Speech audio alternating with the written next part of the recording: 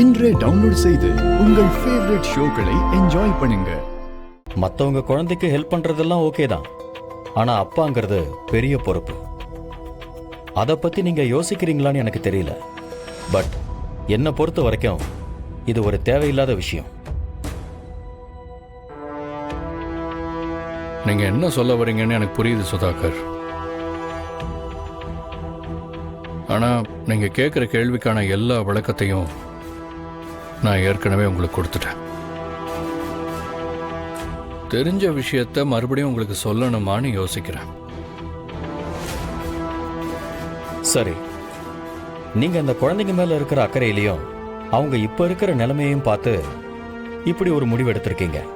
ஆனா இதெல்லாம் எத்தனை நாளைக்கு? நீங்க மித்ராவை கல்யாணம் பண்ணிக்க போறீங்க, உங்களுக்கும் ஒரு குழந்தை பிறக்கும். அப்ப நீங்க என்ன பண்ண போறீங்க?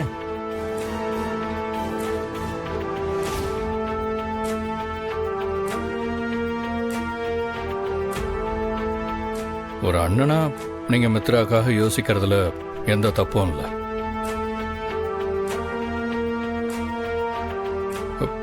என்னால் அதை புரிஞ்சுக்க முடியுது. ஆனால் இப்போ இருக்கிற சுச்சுவேஷனை யோசிச்சு தான் நான் இப்படி ஒரு முடிவு எடுத்திருக்கேன். நீங்க சிச்சுவேஷனுக்கு தகுந்த மாதிரி முடிவு எடுத்திருக்கேன்னு சொல்றீங்க. ஆனா பார்க்கறவங்களுக்கு அது தப்பா தானே தெரியும். மற்றவங்களை விடுங்க. ஆதி, நீங்க அப்பான்னு நம்பிக்கை கொடுத்த அந்த குழந்தைங்களை யோசிச்சு பார்த்தீங்களா? நீங்க அப்பா இல்லைங்கிறத ஏத்துக்கிற மனப்பக்குவம் அந்த குழந்தைங்களுக்கு இருக்குன்னு நீங்க நினைக்கிறீங்களா? நீங்க தேவையில்லாம இந்த விஷயத்துல ரிஸ்க் எடுக்கிறீங்களோன்னு தோணுது. இங்க எல்லாருக்கும் ஒரு வாழ்க்கை இருக்கு, அவங்க வாழ்க்கையை அவங்க பார்த்துக்கிட்டோம்.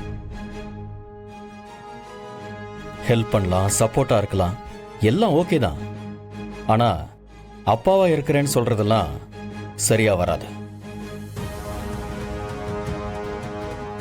நீங்க சொல்ற எல்லா விஷயத்தையும் நான் யோசிச்சு பார்க்காம இந்த முடிவை எடுக்கல. ப்ளீஸ் எனக்கு கொஞ்ச நாள் டைம் கொடுங்க. மித்ராவை நான் கல்யாணம் பண்ணிக்கிறதுக்கு முன்னாடி இந்த பிரச்சனை எல்லாத்துக்கும் ஒரு நல்ல முடிவா சொல்லிட்டு தான் நான் கல்யாணமே பண்ணிப்பேன்.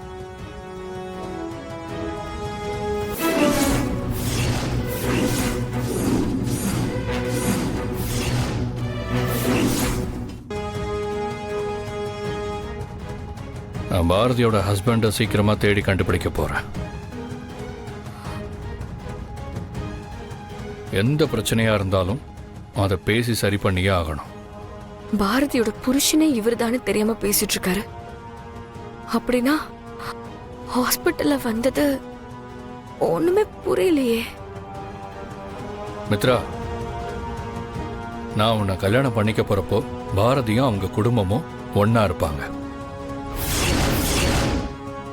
அதுக்கப்புறம் இந்த மாதிரி எந்த பிரச்சனையும் இருக்காது.